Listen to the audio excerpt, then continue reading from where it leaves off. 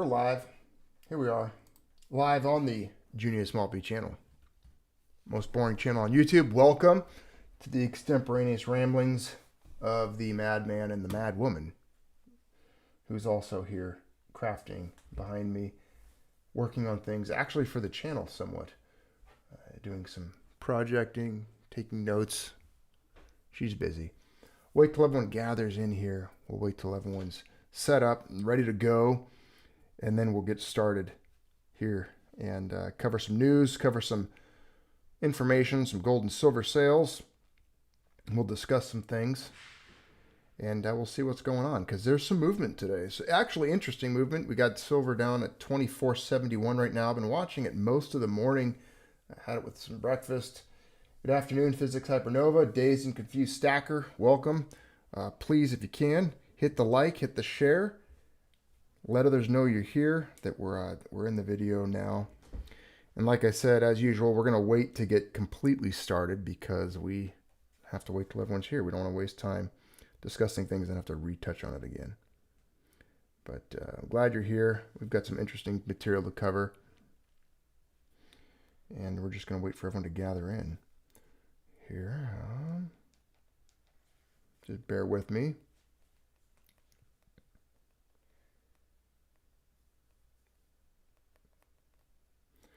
And watching silver movements here. Let's kind of take a closer look. Right now it's zoomed out from August. And like I said, I'm sitting here, I'm with you, just waiting for the audience members to turn on out. You know, like I said before, ever since YouTube did this thing where they don't allow you to pre-notify people that you're doing a live, it has taken a toll on, I think, the pace at which you can actually get a video out there and get viewers. Just, it used to be, you know, as I reported before, you'd have a live, right? And you could post, hey, I'm going live in 2 hours. We're going to talk about this, this, and this. You get all your materials ready. And nowadays, what it is they don't let that happen. So it takes quite a while. And I like to wait till everyone's filled in. I think that's the way most channels, from what I've seen, that's how most are doing it now. They kind of go live. I've even seen some where I went to one, they played music. The guy, he must have had his iPhone like laying on a table. And so what he did is he just played music for like the first 10 minutes. Wasn't even there talking. And just waited for people to kind of gather into the chat before he proceeded. So we're going to get to that. I found in looking at metal prices today, I did a little homework for all of you. In case you're looking for metal, you know, some people always ask me and message me certain things. And hopefully I can make myself more accessible and available here soon. That's actually one of the things Miss Maltby is working on, figuring out like a conduit in which we can engage you guys more efficiently. But that's just something we'll work on. I found some stuff today, though, that I want to pass on. We'll wait till like the middle or the end of the video, but it was about the best deal on silver I have seen for rounds, coins. You know, sometimes people find bars for a really good deal.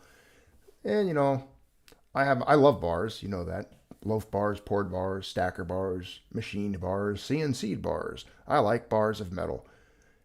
The problem is when you start considering the price of where metals could end up, what would you do with, for example, like a 100-ounce bar of silver? You know, that's like a land acquisition. You know, that's a big chunk of wealth if silver really does move. So I've always said, you know, having coins is a really good idea because there's smaller increments and like a concentration of wealth in a troy ounce. Easy math too. You know, you don't have to multiply anything. You know what a troy ounce is going for. But there's pros and cons to both. If you're trying to store a bunch of wealth into one spot, you know, hey, bars, gold, that's a good thing. But if you're going to be using it in any fashion, it's good to have it as coins and rounds. And so I was looking at some beautiful rounds today, and I've always tried to get as close to spot. Of course, unless you're doing some really cool collection that has a lot of symbolism to it, like Mrs. Maltby's been lately doing, you're going to pay more than spot for that type of thing. That's just inevitable. Nothing you can really do about it. You have to pay more for certain items. And just getting that out there. All right, let's see. We're at 24 now. We got Napalm Death. I got Jeff Elwell. I see you. Who else is in there? Ralph Looney. Good to see you. Okay, good. Akira, great. Got a lot of people in here. Excellent. Well, if you guys, let's get into the conversation then. It's not going to be terribly long or terribly complex today. Just want to go over some things. As you can tell, we're looking at silver, and you can see this big red candlestick here. Look at this. This is today about, or where are we at here? It kind of went down. What day was this? It's 11th. That's the 11th back there. Here's today here. Yeah, it's been taking a good beating for a lot of this month, and it's down. Let's see. We're at 24. It was 24.71 earlier. I'm going to bring another chart up here momentarily. Let me click on silver. Let's do the 1 day or the 5 day. Let's do a 5 day chart here. So yeah, you can see back here the 25.83 on the 14th. That's been the high for a while, and then it just kind of dropped off here. This is kind of an easier chart to understand if you can see it. And now we're sitting at under 24.80. When I woke up this morning, silver was down about $1.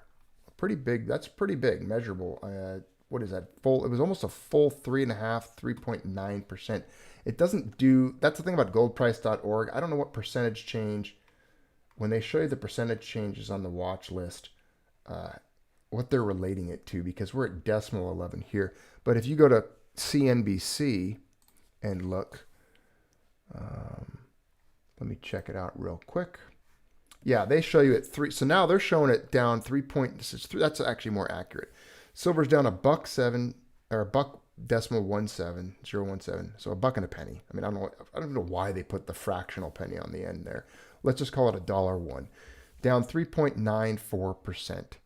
That's pretty significant. I mean, that's a big move for silver and for really any investment vehicle or asset. A 4% drop in a day. That's pretty good. How much further that's going to go or move, what it's being based on, well, I've got my theories. I'll share those with you briefly. There's a lot of time going on, a lot of tumultuous things in this timeline. That's what I'm trying to say. We live in interesting times. Gold, on the other hand, not down 4%, down 1.3%, so a little bit less of a hit. It's down, but it's still $24. But of course, you're talking about something that's trading in the 1850, 1830 range. But yeah, it's now 1827.40, down 1.3% for gold.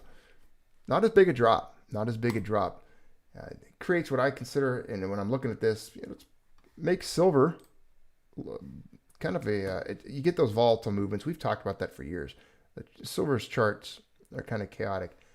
But if you really believe in it and you think, hey, silver's got some movement to do, and you look at the news, you look at the stuff like solar panels, energy, silver demand, silver production. It's kind of difficult to wade through that and navigate all of the different information that come out there, different outlets. I've covered it before. We've talked about with silver, you've got these statements like all-inclusive costs per ounce sold, the AICOS that mines come out with. How much does it cost to get that ounce out? And then you have to wrestle with the complications of, okay, we're looking at a copper mine, right? And their primary profit metal that this mine is trying to do extract is copper. It just so happens a lot of times it is a byproduct of silver. So they get silver out, they refine it, they sell it. They weren't really even going after it. They didn't need it. It wasn't their primary endeavor, but it's a byproduct of their other metal extractions. Same with some gold mines. They'll mine gold and then they'll come out with some silver as well, because they'll bump into a vein here or there or a little bit. There's a measurable percentage in the ore. It's just interesting, and it's when you look at the costs of silver to get it out of the ground. That's what I'm trying to get to here. I've read it all over the place. I've tried to research it and do as much justice towards it as I can, but it's just one of those numbers that you really can't nail down. Honestly, how do you compare it to other countries when you have places like South America or Mexico or China, the United States, Canada, all of them have different environmental laws, regulations. Um, the reparation costs for repairing a mountain or an area that a mining operation took place in, how much environmental investment they have to do, water cleaning, mitigation for chemicals, the entire process. Then you're looking at the labor costs. When you look at China, you've got people that are essentially slaves at some point. I don't know which point you call people a slave or not, because I honestly don't believe that just because you're paying somebody, they're not a slave. People were fed and clothed and housed during, what's considered slavery type episodes throughout history. So you could say, oh, these people were paid, they were fed. No, then in that case, they were compensated. So again, I think slavery is a broad term, and I think it should be more broad, I think more people should be considered slaves than aren't, if you know what I'm getting at here. And I think that people are working for wages to the point where they're almost dying in a regime like China, where there really isn't any hope. There isn't any other option. They're kind of forced into it, perhaps even just because of the where they live, their status, they're in the society. They have cheap labor. Let's just put it that way. Americans, we talked about this last night in a live, and it's kind of going off. We're kind of getting distracted by it, but I think it's a valid point.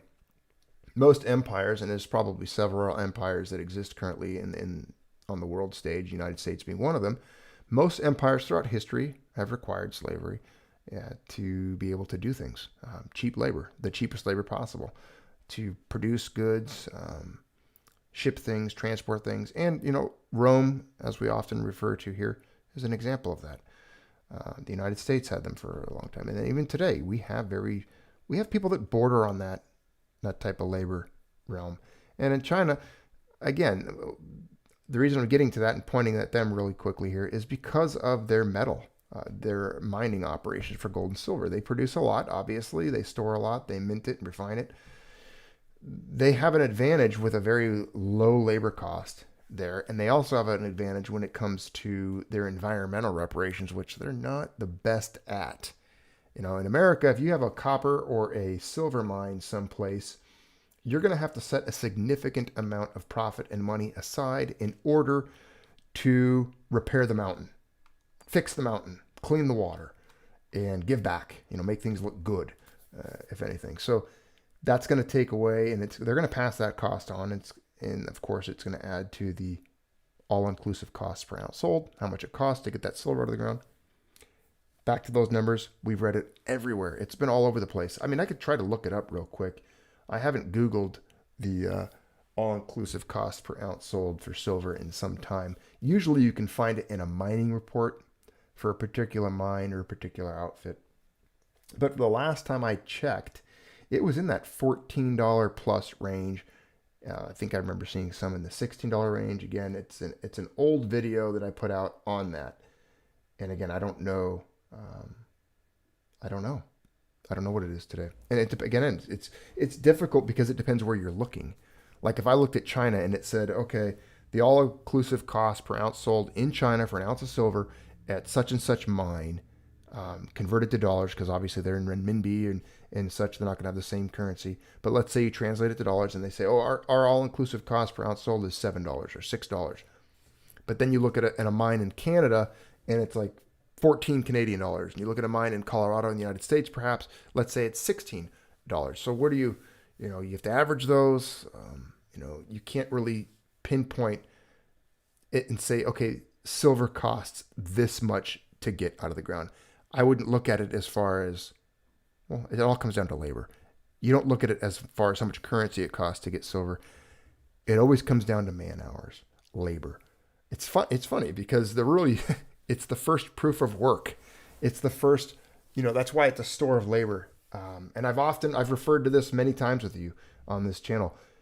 In order to fully comprehend and grasp why precious metals are valuable, and I'm not just talking about like, oh, they're pretty, they go on jewelry, or you can use them on circuit boards, microchips, and cell phones, and surgery. And when you look at the list of things that gold and silver plug into for applications in industrial society, it's pretty impressive, really.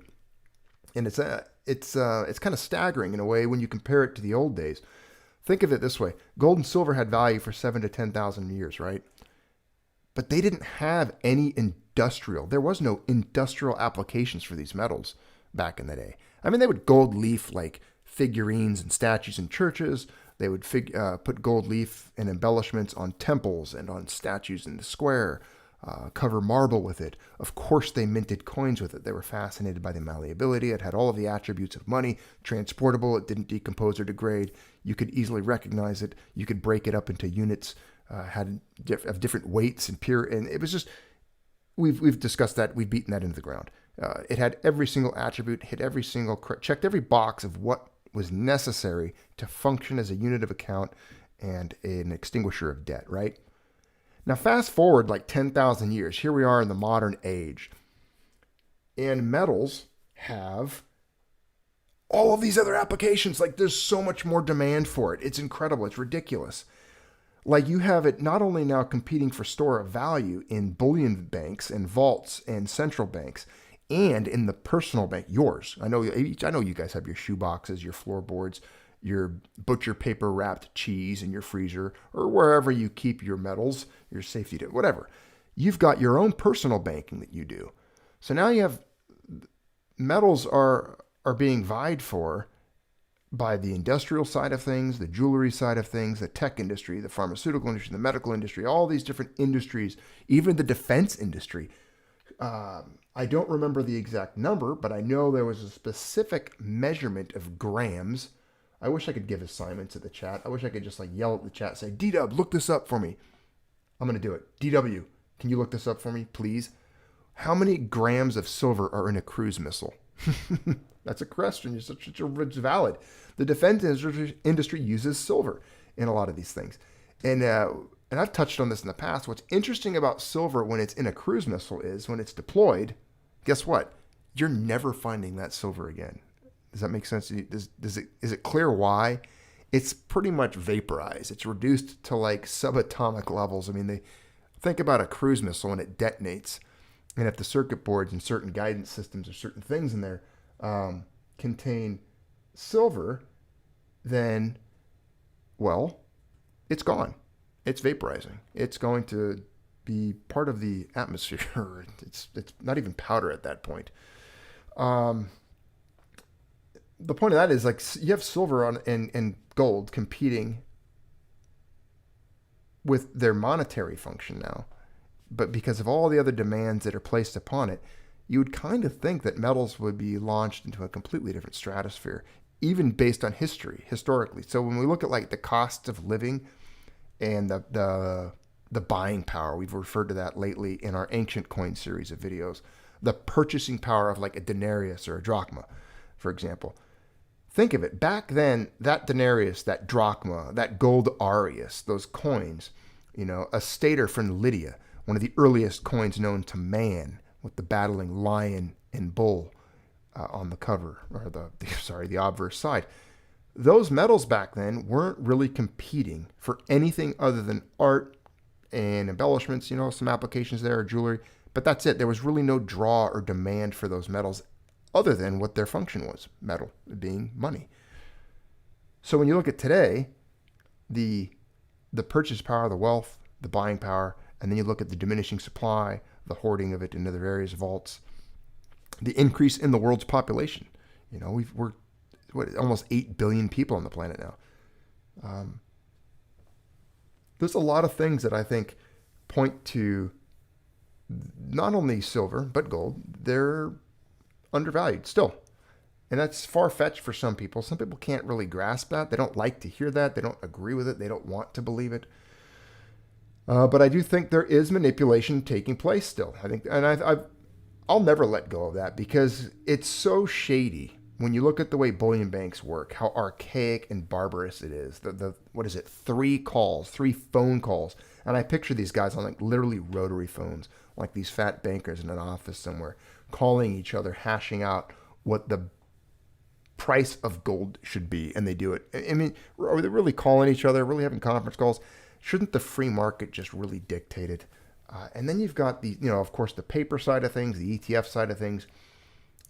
I would say creating almost like a false supply-demand situation, and you've got these people that have the ability to dump metals that they don't even have, and then other people have the ability to buy metals, but they're not actually buying metals, and they're buying it on leverage or margin, doing these things. And there's all these different little vehicles and ways that Wall Street shuffles large amounts of wealth around that has direct impacts on the price of metals on the street. And we've covered this before, the whole spoofing situation. I kind of want to touch on it again today because I don't think they're ever going to really be able to stop the types of corruption that we see take place in Wall Street. I don't think it's possible. I don't think it's possible because I think these guys are very, very good at, finding ways of doing things and getting away with it. Now, this article came out 4 days ago. This is Deutsche Bank settling a spoofing case to pay $130 million fine.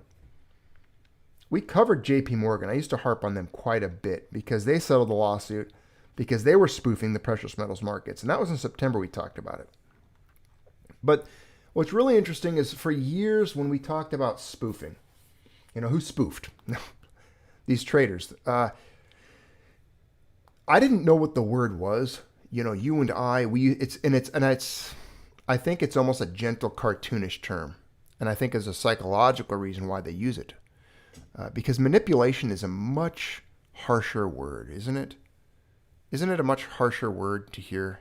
I think so. How do you feel psychologically when you hear, oh man, that guy he was manipulated into, he manipulated that. He spoofed.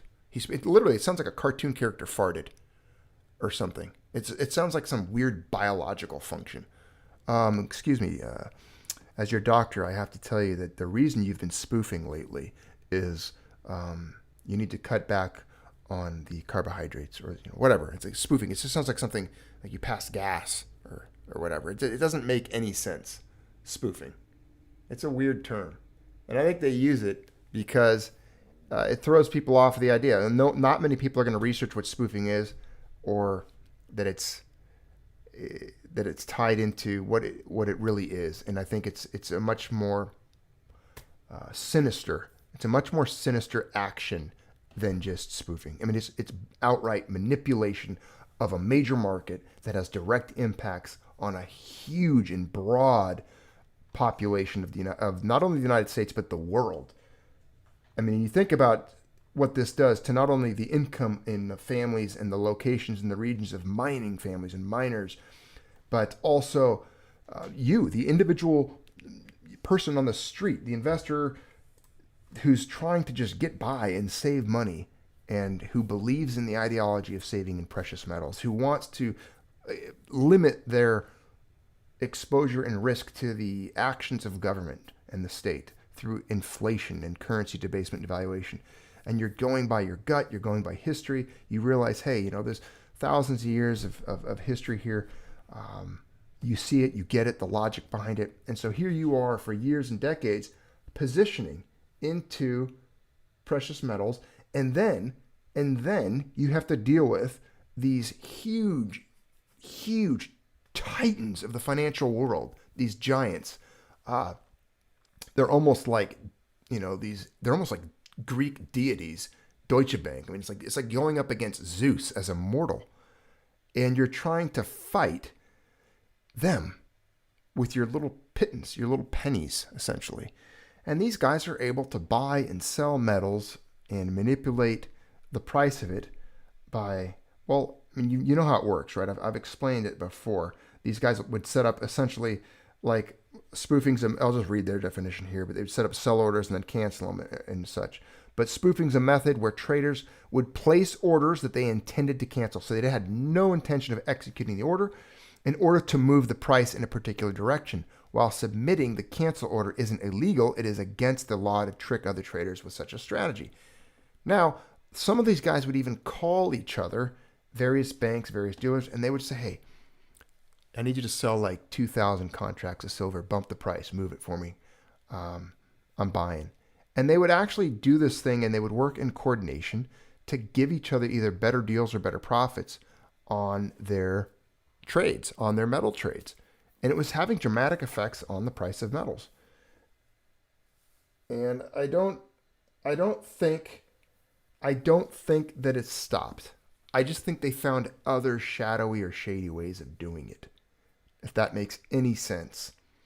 Maybe they're not making the phone calls. Maybe they have computers doing it. They're still canceling orders, which it says is not illegal. It's just the price. So it's very hard to even convict, I think, on this. And that's the thing. I think there's still guys doing it that are getting away with it. Now, this was one of the first times I know I'd heard of Deutsche Bank dabbling in this and the accusations, but I didn't know that they settled. You notice that? They settled. They settled on it. There's the word. Which means they knew they were guilty. They knew they wouldn't win in court, so they're just paying a fine. And, you never know how many of these guys are going to jail for it. But you've got last September, J.P. Morgan. This is the big one here. They paid, so imagine how much they probably really owed, because this was a settlement. They don't want to go to court on it and everything, right? But they paid a penalty of $920 million. So almost $1 billion for fees. Imagine being able to pay that and still be in business. Can you imagine that? Do you know how many businesses do you know that can take a $920 million hit? It doesn't even faze them. I don't even think their stock price moved. Can you imagine that? Imagine a company that can take a $920 million hit and it doesn't even affect their stock price. I mean, these guys are like, they're the biggest, they're like the Death Star of the financial industry. These are the people that are too big to fail. So the very people we bail out and the government gives stimulus to and quantitative easing, the same people that the Fed shovels money into like coal into a furnace, are the same people that are manipulating metals prices and robbing people who just try to get by on the street and buy from places like SD Bullion. I've never dealt with 1,000 or 5,000 ounce COMEX contracts. I've never seen a bar that big. I've never moved my silver around with a forklift. I've got so little silver, I feel like I'm going to lose it because it's tiny. And these guys have 1,000 and 5,000 ounce COMEX bars loaded on pallets, stacked up in bullion vaults. And they move it around with forklifts. And then even then, they have it on paper. That sometimes they don't even have the metal. It's somewhere else under someone else's name, and they're just shuffling it like a shell game. Selling it out the front door, buying it in the back door, but pumping and dumping the prices. And you're down there in the comments here on the Junius Maltby channel, and you're just trying to get by. You're just like, well, Junius, I'd like to buy some silver, but that's the thing. I can't help you. I don't know what. These are the situations where you don't know exactly what. That's why you can never predict it. It's impossible. We're going up against titans. You have to really believe in metals, especially right now. These are like those trying times. I know some of you, this isn't hard for you. It's not hard for me. Anyone who's been stacking for 20 or 30 years, you're used to these days. You're used to these weeks or these months. There's been times where, heck, metals were down 3 years in a row. And we'll get to that. It's very rare. It's only happened once in my lifetime, but it happened. It was in the last decade. But there's times where it's kind of a morale buster. And then there's the things that we might have some ideological opposition to or struggle with, and then we see those assets and classes going up a little bit. And you're like, well, how is that happening? How is that even possible? I'm going to share an email with you in a moment. I'll get to it in a minute, but let's continue on this spoofing article here because this one's out recently, so I want to just kind of touch on it a little bit further. So we talked about J.P. Morgan again. They paid $920 million, didn't affect them, and they fully settled the probes related to the historical trading practices by notice this, they distanced themselves, former employees in the precious metals and U.S. securities markets related to the conduct between 2008 and 2016. Oh, isn't that interesting? Because that just happens to be the time frame where metals were getting beat down oftentimes in a very volatile period. And during a financial crisis, and during a time when a lot of people were actually flocking to precious metals for the very first time. So the timing of it is kind of damaging. The company also admitted to the wrongdoing. It's a very simple paragraph and a very simple way to put it. I wish they would do a documentary on this. I actually think it would make a very neat financial thriller. I think those movies are kind of fun. I don't know if you ever watched The Big Short or Margin Call. Those movies are kind of interesting. They really, maybe it's just me because I kind of like that type of thing. But I find those movies intriguing. And I wish somebody could write a script or do something and even interview these guys and make it as close to real as possible about the spoofing situation with J.P. Morgan and Deutsche Bank and such. Because if you hear and read the interviews for some of these guys, if you ever had a chance to look into the court cases, because the testimonies, a lot of it's public info, you can read it. It was institutional culture. It was kind of assumed that it was happening. It was accepted. It was encouraged. It was almost as if some of these traders were kind of nudged, kind of elbowed a little bit. Hey, do this, buddy. This is how we do this here. And it was kind of, I feel like the guys that got fired, I'm glad they did. They should never be able, and I doubt any of them are going to be banned. I'm sure some of them will start trading for somebody else, or they got pretty happy rewards for it. But the big heads never rolled. The guys that were overseeing it, the institutions, their bosses, the guys that kind of knew it was happening, saw the profits, perhaps, and were reaping some of the rewards, the ones that were even spreading that culture, teaching it. Because some of these guys that I read about, they had only been trading with the firm maybe a year or two. And when they came on, they were essentially taught. It was learned behavior. This is how we do this. This is something we do here. And then, of course, the firms distance themselves after it happened, separate themselves, have a couple of fall guys, have the scapegoats, and cut them loose, fire them, whatever, pay their fine. So, if JP Morgan wasn't guilty, if they weren't wrong, they would have never paid that $920. They would have went to court, they would have fought it, they would have had evidence, and they would have won. They didn't have any evidence. Everything was incriminating. So they paid $920 million, almost $1 billion. So you can imagine what kind of financial damage they did to you, to us.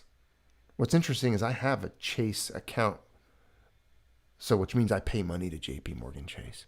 I have to give these bastards money, even though they're criminals. I mean, they're like the mafia. They truly are. It's a racket. It's a racket. That's it. It's a racket. They're like, they should get racketeering charges. They should be convicted. You'll never see these guys, the big ones, go to jail, though. They just don't go there. The fine that was paid by JP Morgan is the largest ever imposed by regulators on banks for spoofing, which was banned after the 2008 financial crisis under the Dodd-Frank regulation. So that means, if you think of this, if they only banned it in 2008, do you think that if it wasn't even illegal before that, how much, quote, spoofing, manipulation, how much manipulation do you think was happening in the precious metals markets from 1974 to 2008? Because that's really when gold was legal to be owned here. And that's when the gold and silver were probably saw the most activity as far as trading goes, would be in that time frame in the United States, anyways, in the U.S. markets. I would imagine that there was a significant amount of that type of behavior taking place prior to 2008. And they just happened to be habituated and acculturated to it. And then when they got caught after 2008, after it had become illegal, they just paid their fine and moved on. That's it. So over the past few years, other banks that got busted were like UBS, HSBC, and they've all been fined. They've all had the allegations. They've all paid their stuff, and they've all just kind of moved on. Now, here's the price return performance since 7/13/20, Deutsche Bank AG. So there you go. There's a silver chart they put on here coming up. And then we got, what do we got here? That's the Deutsche Bank settling with the $130 million fine. We already talked about that. Now let's go shopping. Who wants to go shopping with old Junius here? We've already talked about the spoofing thing. I think they're kind of still doing it. I think they're going to lose grip with it. But one thing I have noticed, if you look at the silver charts, and real quick before we go shopping, let's go back to a silver chart because I just want to point something out. 2008 is when spoofing became illegal. All right. And I've noticed something about silver prices since 2008, since it was banned. Let's do a 10-year chart here. Does that get me back? No, I got to go further. I got to go 15-year chart. Here's a 15-year chart. Here's a 15-year chart. Can you guys see it? Let me move it. I'll get it more centered for you. I got to adjust it. Transition. There we go. Now you can see it. It should fill up your entire screen. That is a... yeah, silver chart. And it's showing you in US dollars per kilogram. So never mind. When you see the on the left margin here, that's per kilogram. On the right here, This is in dollars, but it's obviously the same price movement. So after 2008, when spoofing became illegal, they were still doing it, however. They got caught. Okay, they were spoofing it all throughout that rise during that financial crash there. This is back when Bear Stearns, Lehman Brothers, all that stuff happened. We had the first stimulus rounds. Hank Paulson was losing it. Ben Bernanke was losing it. Markets are going to heck. They thought the end of the world was coming financially. That's when silver really just exploded, right? We saw that explosion. And then it kind of just, it tanked after that. Never really, it was a downhill fight from that point forward. It was all the way down to 2016 lows. Now, even though they banned spoofing and they got caught here, this is when the activity was taking place. And again, they were doing it. There was manipulation in prices here. These big banks we just read about spoofing wasn't illegal until 2008. So it was even the manipulation of silver prices were happening prior to 08 a lot. We just read and we know for certain now, and we already know that, and I'll just guess here, for every one they caught that was spoofing, I'm sure there's 20 that they haven't caught yet. It was systemic, I'm sure. But they caught the guys that were probably involved in a lot of the manipulation here. I'm going to call it manipulation. I don't like the spoof word, like I said. So ever since spoofing kind of died, and they caught these guys in 16, and it started going away, and I'm sure it's still happening in other ways. They've got other ways of doing it, but it's probably less so. What do you notice? You notice that silver not only stabilized down here, from about 2015 to about 2020, so about 5 years there, it kind of just flatlined and bounced around and fluctuated between $15 and $20 and just languishing slowly. But over time, it was kind of up and downs, and it's a volatile chart. I've often said that. I've often made fun of how it works. The silver charts, they're confusing, they're volatile, they're chaotic. I'm just going to say hello to someone who's visiting us in the chat. Got a good friend here, Belang P, saying spoofing works to move the market higher as well as lower. Absolutely. They benefit from the move. They don't care which direction it moves as long as they are on the right side. Yes, we were reading through that and the definitions again and just kind of reviewing it, Belang. They make money on both ends. A lot of times it was a guy trying to get a deal to get more metal. So he was having another bank or someone he's collaborating with put in a huge sell order to crash the price, drop the price on metal, and then the partner bank or his other trading buddy would make his move to buy metal after that price crash, and then the guy who had the sell order that helped set that price drop up removes it and then keeps his position. And they could do it opposite. Let's say a guy is trying to unload. Well, another guy could submit a buy order, pumping the price of metal up skyward as high as he can get it, showing some demand, showing some increased interest in the metal, and then his buddy issues his sell orders, makes his profits, the other guy removes his buy order, and done. So it's yes, these guys, it's criminal. Absolutely criminal activity. But ever since they got caught, and I think that it's been maybe slowing down. I would hope. I would like to believe that it's less prevalent than it used to be. We're seeing more. I would say a little bit more stability, but now we're seeing this huge increase, a lot of interest. This was huge manipulation. I don't know what this was. Remember this day? We made videos. We talked about it when they crashed silver back in March because of the vid, the coof, the Rona crash. Here it is, and I remember seeing it in the 11 range. It says here 12, but it was in the 11 range. We know that. We know that much. Then it skyrocketed. Look at it. It hit that, and it shot. It never looked back. It just shot all the way up almost to $30. And now we're setting up right here. You look at our 2-year window. Let's go to there it is. Look at that 2-year window. Looking pretty strong. 1 year. There's your 1-year chart for silver. Really strong support down here at that $22.50, almost $23 range. Really strong. Kind of incredible, actually. It's I wonder, I'm actually curious. Let me look for a second. The span of time that silver has been above $20 is dating back to about July. So August, September, October, November, December. I'm going to give it like 6 months. So we're above the 20s for 6 months. We're above We're above $22 for the last 6 months. 22. So for let's just say $22 6 months. I don't know if silver has done that quite held that long for a long time. Let's go to 22. Yeah, yeah, it was there. I guess from about 2011-ish, 2010, late all the way through to about 2013-ish. It was above that line. Um, yeah, so it's held pretty strong in the past, but let's hope we can maintain this and stay up there a little bit longer. Now, when I was looking around this morning after the silver price crashed, I was kind of interested in seeing what deals were out there. I didn't make a buy or anything. I was just kind of looking around. Hey, who's got the good deals? I know sometimes you'll see Britannias. Um, I remember once seeing Britannias for $1 over spot. No kidding. That was pretty impressive. It was a pretty good deal for silver. A buck over spot for genuine silver mintage from a government. 3.9 fine silver. Here you go. Look at this. I just refreshed the screen for you. Did you see it change? Oh, where did it go? It's 27.03. It was just 26.96. Are they fluctuating live?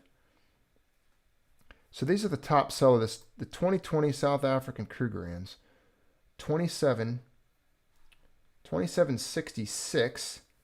That's if you buy 1 to 24. If you buy 500 plus, they're 26.96. The prices are changing. We can watch them live here. 27.73. But again, these are the South African Krugerrands of silver. I remember when these first came out, they were kind of spendy. And then they kind of got their they got in gear. They got in order. And I think they realized no one was going to pay what they wanted for them. They were asking just much more than was normal. That's a pretty cool monster box. I like that. It's black. Check that out, Mrs. Maltby. A black monster box. And you'll like it because it doesn't have the queen on there. It's got this cool guy with a beard. Ew, I like it. And then look at this, though. It's got this little Impala on the back. Krugerrand. I like this. It's thin silver. I don't want 1 ounce that fine at silver. all. R1. I like these coins. I love Krugerrands. And one thing I like about them is, they're South African. They're South African Krugerrands. I like the history of that region. There's a lot there to it. But, I don't get anything for this. I'm just sharing with you guys something I came across this morning because the price point on these wasn't bad. And with today's dip, with what we're seeing, again, these were a pretty good round for the price. I mean, you compare them to Silver Eagles, it's ridiculous. I mean, I don't know who. It's just the price of Silver Eagles. It makes me sick. It actually makes me sick. Oh, here you go, Mrs. Maltby. They have a lunar landing coin you can get with like a little boot print on the moon. Oh, does it have the little Hollywood set in the background? Well, I'll see. Mrs. Maltby. Me and her like to debate lunar landings. Let's go back and look at it. Let's add some comic relief to this video, shall we? You've been quiet over there. You haven't really paying much attention to me. Ow. I'm sure they heard that.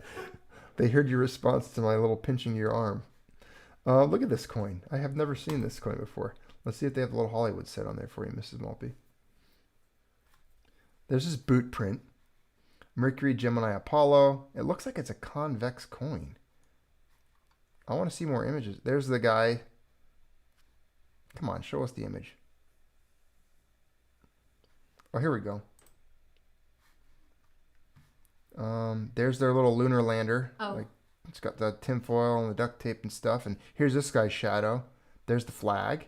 That's up. There's the spaceman. That's a Spaceman right there. Yeah. And then it's kind of an interesting shaped coin. There's a boot print right there. Nice. Look at that. That's his boot print. And then you've got like a little case. Apollo 11. Man. Yeah, okay. It's a beautiful coin. I have to buy one of those for me. You're not going to give any input on that? No, I'm not. Oh, well. She's not going to give any input. She's not going to tell us. But anyways, let's go back to the Silver American Eagles real quick here. What do we got? The prices on these are ridiculous. So yeah, here you go. Perfect example. Perfect example. 28.43. And this is, they always show you like their best deal price. These are random years. And of course, that's if you buy 1,500. You got to buy 1,500 to get that deal. If you're buying one, and most of us don't buy, let's be honest, no one here buys like, how many of us buy more than like 20?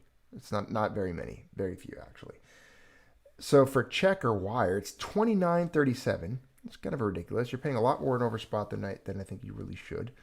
If you're paying in Bitcoin, it's 29.67, which is interesting. If you're paying in credit card, $30, which most people are going to use PayPal or credit card, which is going to be $30, $30.59. It's a lot of money. And then, you're not really getting any good deals. And that's for random years. You go to like, if you wanted to buy the 2021s and get thrown down on there, even that's not that great a deal. It's still $29 on the 2021s. Now, a big reminder, this is the last year. This is the last year of the heraldic eagle reverse on these. This is the last year you're going to see this reverse. So this is actually the first year, if I'm not mistaken, this is the first year that they will issue they've only issued the same eagles since the beginning of mintage. 1986, first year. And this will be the first year that there's going to be two different silver eagles issued. You're going to have these ones partway through the year, the normal, what you're used to. I think it's the John Mercanti reverse here. And then after this, the new one comes out sometime in the mid-year. And so you'll have, if you want to have the 2021 Eagles, you'll have to have both. If you're a collector or you do that kind of thing, you're going to need to get both. Both of them. Yeah, I'm with you, physics. I agree, man. I like me and Mrs. Maltby, we disagree on stuff. We have little friendly debates, fun little debates. It's so funny how you think It they went depends. to the moon, but you don't believe in extraterrestrials. So we can go out into space, but there's nobody else already out in space. Yeah, I think they'd be here already. That's such an earthly, egotistical. Oh yeah, totally. Viewpoint. I'm egotistical. I just don't know. Not enough info. Not enough data. I need more data. I don't know. We'll see. So Native was saying that I saw this earlier on the news too, that the NRA filed for bankruptcy. Who? The NRA. National Rifle Association? Yeah. Now What? That's crazy. People have been giving them money for years. Yeah, but they're a bunch of fuds. Oh, of course. Well, It's because Wayne Lapierre took it all. It's a criminal. Exactly. Put him in jail. NRA. Oh, man. There they go. That's why we need the Firearms Policy Coalition, the FPC, Firearms Policy Coalition, and then I think there's Gun Owners of America. That's another really good one. They are. There's some good groups out there. The NRA shot We're themselves. not losing anything with See the what I did NRA. there? Yeah, they shot themselves in the foot. Yeah, Wayne Lapierre's a criminal. Throw him down a flight of stairs. Hit him and just get rid of him. Get rid of him. I can't believe we still have 82 of you in here. We're gonna keep on going. We got some stuff to talk about. We're doing shopping. This is how we do window shopping, internet window shopping. It's like you and I are walking down the internet streets looking into shops. Hey, wait, sorry. What's that? Do you remember when the NRA called you and how you spoke to them? How did I speak to them again? They called me when? I don't remember. You did that crazy accent. You were like shouting into the phone with like a different accent. Oh, yeah. They were trying to get your membership and you were really mad because they had banned bump stocks and things like that. Oh, yeah. So they called you. We were in the car. I completely forget this. You used what one accent? of your ridiculous voices. I forget. One of my accents. Yeah. Which one was it? The lady on the phone was. If I could see her face. Was it my lawnmower guy? I imagine she was appalled. Yes, it was. Was your that him? lawnmower guy? Yeah. Oh, she really? Must have been. She was confused. Yeah, she's like, "Hello, this is the NRA." I'm like, "Hello, why ain't giving no money to no National Rifle Association no more? You always standing up for my rights, and you ain't been done it." Yeah, it was that. I think it was that guy, and I started to argue with them. Yes, it was. It was my lawnmower, man. Well, that's what they get for calling me and asking for money. Hello. Yep, that was it. Yeah, you do not want to be a market scammer or anyone who's calling me that I don't know. I know. Because when I pick up the phone, you never know what you're going to get. D-Dub says SpaceX will be on the moon next year. Right on. Elon can do it. Back to the Silver Eagles. This is, again, last year of this reverse. So if you want to get them while you can. Back to, I need to go back. Where was I at? How do I get back to where I was at? Let's see. Let's go back to silver. Silver. I like their 90% junk bags. Look at the Leafs. The little Canadian Maple Leafs. They've changed these coins over the years. I miss Canada so much. I know you do. So do I. Do we have any users Check in this Canada out, though. that will claim Look me at as the a family member? look at the Canadian Predator series. They got like bears and stuff on them. You can go through here and look at these. Oh, Canadian Predator. Birds Where of is Prey. The Prime Minister. Is there one for him? The Predator. Oh yeah. Trudeau. Yeah. They should have a. You're so smart. You come up with witty stuff. They've got the bear, the wolf, the lynx. These are all predators. And then then they got the Justin Trudeau. That would be funny. A little predator. And then they have Biden. He could be part of the American Predator series.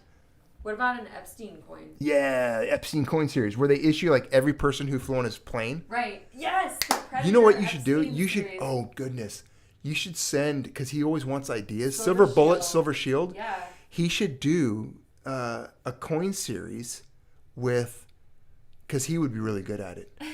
And it's that series. It's called the Epstein series. And it's essentially a strike with each person that's basically been part of that whole fiasco. That'd be crazy. Whatever happened to his right-wing BITCH? Oh, she's still in there. Yeah, she's out of the news, oh yeah, so. they'll get her out of it. They hit it. Yeah, it's gone. They took care of it. That's a cool series. I want to go to these Canadian Maples. I want to see what they're going for. Not bad, $27.50. They're such a cool coin though. What is the deal with the 2020s though, and the 2021? But I wasn't joking about Canadian users adopting. Can I tell the audience a really funny story about the Maple Leaf coin? My relationship with Maple Leafs. Let me tell you guys a story. I've got a relationship with this coin. Sounds like it's gonna get weird. It's gonna get real weird real quick. So when I was a kid, well, the queen was younger, and was she though? She was, but I really had this. I don't know, the design and the artistry of certain coins kind of always appealed to me. One thing when I remembered as a kid, I think the first Maple Leaf I ever saw was a highly reflective leaf with kind of a matte background, but the leaf pattern on it was so ornate and so detailed and so real. I mean, it really did look like a maple leaf was just laying on the coin. It was beautiful. It was very artistic to me. I was immediately fascinated. And I wanted one. That's one thing. Number two, they were thicker. They were a smaller diameter coin than the American Silver Eagle. So they kind of came across as just being a chunkier, thicker coin. They were measurably thicker than the American Silver Eagles. A smaller diameter, thicker coin because it still contained a troy ounce. The other thing that I liked about them, however, was their purity. They were more pure. To me, it was like the first time I ever saw the 4.9 thing going on. I think American Silver Eagles were always 3.9, and then as long as I remember, dating back, and I think the Maple Leafs went to 4.9 pretty early on. They always had that 4.9 fine. They were just pure silver to me, and I just thought, wow, I need to get one of those. And so I always wanted to get the Maple Leafs, and I like them. And I actually have, I think, one still. And I kind of I like them a lot. I like Maple Leafs. I'm not gonna lie. It's a cool coin. And the price on these, $28.87. If you buy one, do they not have any more than that? I guess not. Let's go back. They've got the Brilliant Uncirculated. You can get the tubes here. Anyway, there they are. I got monster boxes. Oh, look at that. That's kind of cool. The Canadian Kraken. How come I don't have this coin in my life, Mrs. Maltby? It's a 2-ounce coin. No. Hold on a minute. Look at this. It's got this little Kraken guy who's breaking a ship in half. That's actually pretty cool. I have Canadian users who are adopting me. I'm busy. Look at this. Hey, Canadian users, check out this coin. Why do they got to put her on the Kraken? Look at that. It's a 2-ounce coin. Okay. I want this. I think I'm going to get one of these. I think I will. It's very pirate-like. See the Kraken? Come on, guys. You guys, everyone see this coin here? Yeah, we do. Look at that. Look at that Kraken. Look at it. I think it's pretty rad. Yeah. I'm going to zoom in for them to see it all. I'm going to make it bigger. I'll make it as big as I can for you guys here. There you go. Check that out. That's the Kraken. That's a phenomenal coin. That's a thick one. 2 inches. What's the specs on that? What's the diameter on this coin? Let's try to find out. By the 2020 2-ounce Kraken. Where's the details? Here we go. Details. Come on. Brilliant. Okay, its diameter is 38 millimeters. And they don't really have the thickness, do they? Nope. They don't. Oh well. I tried to find the thickness for you, but I couldn't find it. Yeah. There we go.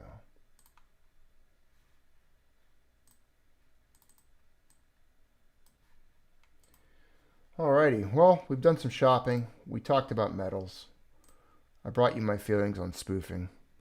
I do think there's some things happening still. I'm not positive. I can't prove it. I can't disprove it. But there is things taking place.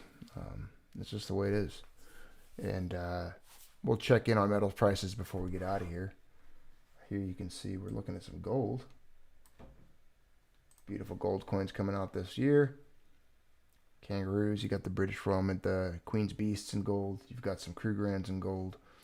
Mexican Libertads. My least favorite gold coin, the Austrian Philharmonic. I just think it's ugly and it's too thin. You can bend it with your pinky finger. Not a fan of the Austrian Philharmonic at all. Let's go back. Check silver prices. $24.75. How's that going in comparison to your poll? Let's check the poll. We do have a poll up right now. If you guys want to vote on the... let's see. I'm trying to get the price in there for them. If you guys want to vote on the channel, we have a poll running on where silver's going to close at today. What time is it, though? Might be closed already. Not sure. I think, it'll close around, it's 4 over there, 2 here. But it's, depends what the market time is that we close it at. It's just a guess. I mean, it doesn't really matter. There's no prize associated with it or anything. It's just kind of see who calls it right on what the close price is. But it's going to still be trading overseas. So we could just call it, midnight or whatever, New York time, or 5 o'clock New York time, something like that. 4 o'clock New York time. Either or. Well, we'll see. One thing I wanted to talk about too, though, is, I got this contact information this morning, and I'll just read it to you guys before we close out. It's interesting information. Okay, it included a lot of charts. What? This is about the different asset classes and ETFs and their performance lately. Because of what's going on in the world, this friend of mine doesn't really spend a lot of time. He's not very interested in metals or invested in metals. And he talked about just what he's witnessing in the ETF world, because he kind of invests in 401ks. And he's kind of always been hesitant with precious metals, gold and silver. And he sent me this email talking about it. Says, I could do this all day long. And he sends me a bunch of charts. He goes, these are 5-year charts for some of the best performing ETFs of 2020. There's many more. Keep in mind, these ETFs are composites of many different stocks. There are plenty of individual equities which went up 5 times and 10 times in 2020, and some as high as 20 times. Think of that. The highest I know of is NIO, which is up 30 times. It's insane. He goes, my 401k increased by 16.5% in 2020, a rise which would usually be unattainable even by the highest paid hedge fund managers in normal years. There's a lot of talk about a Bitcoin bubble. The real story is the assets bubble, which includes Bitcoin. But I don't know what to do about it. And then I corresponded with him a little bit, but he sent me all these charts, the small growth ETF, Invesco, Wilder Hill Clean Energy, ARKG, Genomic Revolution ETF. You look at these ETFs, TAN, Invesco Solar ETF, ARKW, ARKK, all of them up significant. I mean, and again, I got to explain to him that it's the Fed, it's the Treasury, it's free money, easy credit, low interest rate. It's that whole market manipulation that's causing that. And I think he's starting to get it, but I need to reply a little bit more clearly to him later on. But if you get a chance before we close out of here, before the day's over, go head on over to the channel, and I'm going to look at it real quick, see what the poll is at, and see if you guys have all voted on it. I know that the poll's been up since about this morning, and I'm just curious if you haven't seen it yet. Keep this window open, keep watching the video here, and then in a separate video or a separate window, perhaps, open up the poll for the channel. Looks like it's quite even across. If you go into the community tab, is it quite even? Yeah. Let me see. Community. Let me go to it. Okay, here we go. I've got it. I can see it now. So I've got earlier this morning when I posted silver, it was at 24.82. We're back around that range right now. It's down 97 cents. So it's pretty much there still. Now, the question was, what will today's low, the low, not the close, I forgot. So I was asking you guys what the low was going to be. And I said the 4 answers are as follows. We hit it already. I'll just bring it up. I'll just put it on the screen for you guys so you guys can see it yourselves. Let me bring it up. It'll take a second.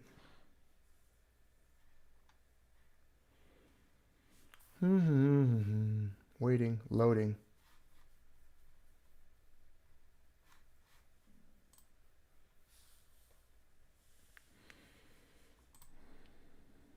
And it's coming. The Nightmare Artist. That looks gross and scary. Coming up and loading still.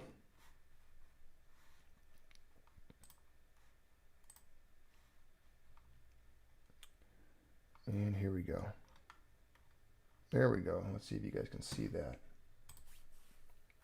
All right, so there's the poll right there. It's in the screen. You should be able to see it now.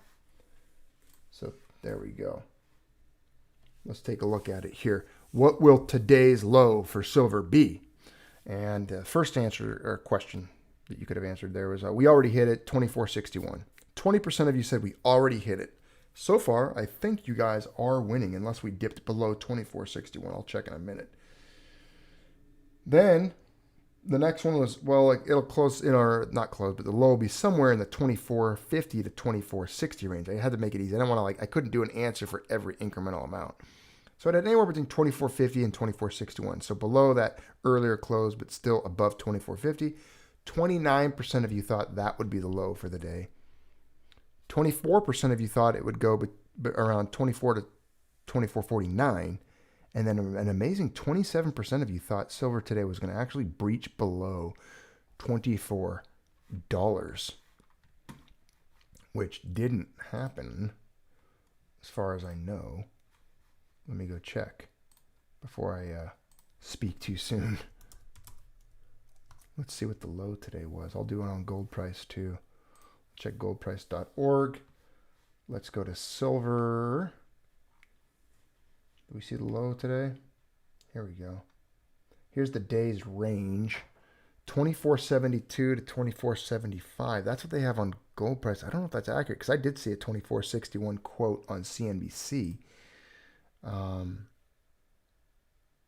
Let's continue. Gold. Silver. There we go. Come on. You can do it. Nice and easy. Just open up. There you go. Loading. Man, this computer, let me tell you, I think our computer's dying. It's not the computer. It's the network right now. It's crazy because we have like the fastest thing you can possibly get here. It doesn't matter. It's what you're using. CNBC, you think CNBC is lagging for some reason? YouTube is slow. Yeah. There it is. So the day's low, according to CNBC, is 2461 still. That's what I'm still seeing on here. There you go. 2461. All right. That's that. Well, ladies and gentlemen, that's going to do it. That's going to do it for today. Special on gold and silver sale. It is on sale. There is a special gold and silver sale taking place. The question is, who spoofed today? Who caused it to move the way it did? Because it's defying fundamentals of what's going on in the world. There's definitely things taking place that you would think would indicate metals would rise, especially oil and commodities across the board. They're going to be mailing out another $1,400 soon. Here's what we can all hope for. Let them crash the price all the way back down to 10. And it just make it that much easier to buy yourself a nice 140 ounces of silver. That's how you can look at it when they send you your Gibbs.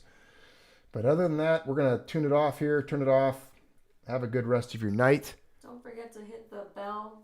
Don't forget to hit the notification bell down below. You'll see it on the bottom of the channel. You can hit the bell, and that's a way to get notified when we do lives, when new videos come out, any activity, things like the poll even. Any community activity on the channel. If you want to be notified, you have to click the notifications bell below this video. So please select that, click the notifications. If you're not subscribed, hit the subscribe to the channel. It's always good.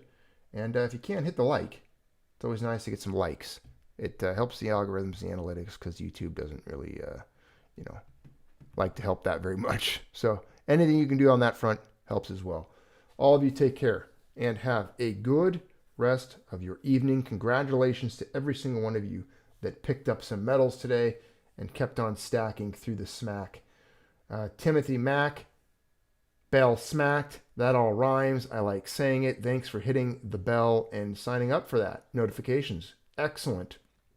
And to all of you who stacked some medals today in the face of great and perilous danger, in the face of the manipulators and the spoofers, well, you stood up to them. You defied the big banks and the institutions, and you took precious metals off the market. And I love it. I love it when you guys buy metal because it's less for them to have, less for them to manipulate, and it's more money into the hands of the people. Keep stacking. Be well, all of you, and take care. Have a good night. It was great talking to you. Great seeing you here on the channel. And spread the word, spread the truth. Keep up at it.